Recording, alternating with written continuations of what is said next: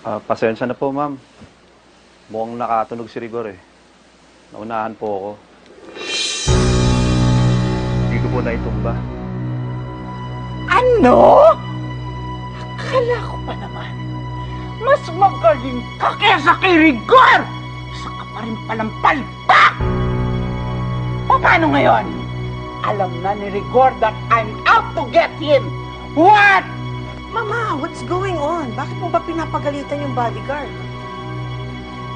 Kasi nung hindi maaaburido, inutusan ko tong bobong to na iligpit si Rigor, pero pumalpak! What? Wala naman sa usapan yun, Mama. Hindi ba't padalos-dalos yung ginagawa ninyo? Kung kailan malapit na ang eleksyon, doon pa kayo gagawa ng panibagong kasalanan? Kaya nga ginawa ko yun. Para malinis, walang anumang magiging problema sa kandidatura mo. Kilala ko yung Rigor na yan. Traidor yan taong yan. Kaya nga gusto ko, inutos ko dito sa inutil na to na iligpit na si Rigor, pero palpak naman! Pasensya na po, ma'am. Pasensya! Ma'am Alejandra. Meron pong gustong iparating sa inyo si Rigor. And what does he want this time? May hawak daw po siyang alas laban sa inyo.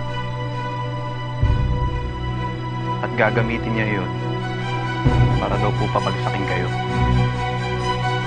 Pasamahin kayo sa mata ni Sir Lawrence.